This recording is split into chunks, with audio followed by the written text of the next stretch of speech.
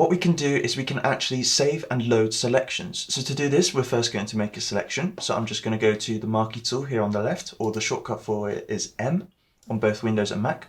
I'm going to draw myself a selection, and just to make sure that it's a unique selection, it doesn't look like any other selection, I'm going to go to the top left hand corner and choose this second icon where I can add to selection, and then draw another selection over the top of my initial selection, and maybe do another short one here, just to make sure it's a fully custom selection.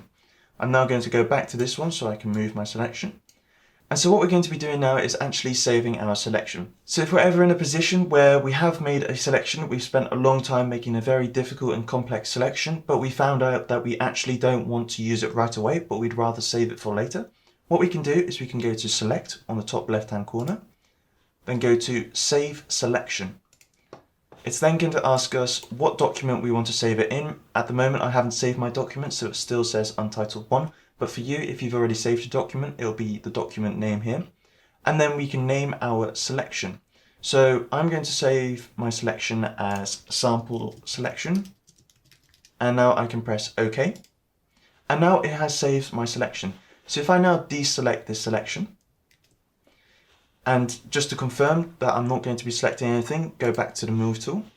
Well, I can now reload my selection by going to Select, so the same as before, and now go to Load Selection.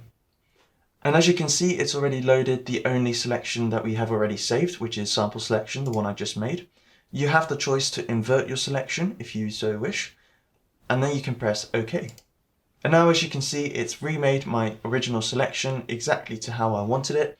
So this is a very useful tool that you can use in your documents if you ever need to save a selection for later. And furthermore, when you return to your document at a later date, it will all still be there as a saved selection. Also remember to like this video and subscribe if you'd like to see more. I do have a whole playlist on the channel for Photoshop tutorials, so do check that out if you're interested in learning more.